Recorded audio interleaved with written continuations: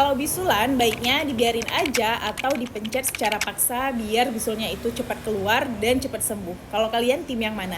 No ya, jangan dipencet secara paksa ataupun dikeluarkan secara paksa si bisulnya, karena nanti bisa menyebabkan infeksinya bisa makin parah karena dia itu menyebar ke jaringan lain. Ketika dia menyebar ke jaringan lain, takutnya nanti juga menimbulkan penyakit lain seperti selulitis, bahkan bisa menyebabkan keracunan darah.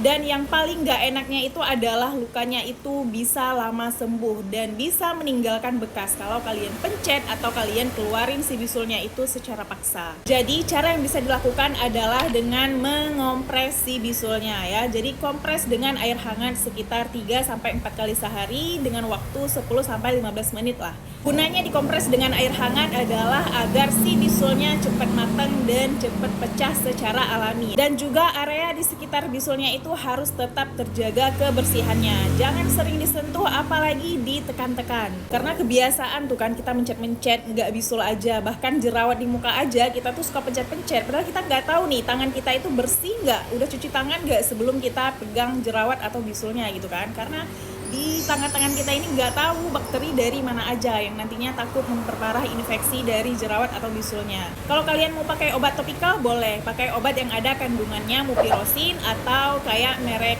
Itiol ya, yang salep hitam yang biasa dijual-jual di apotek.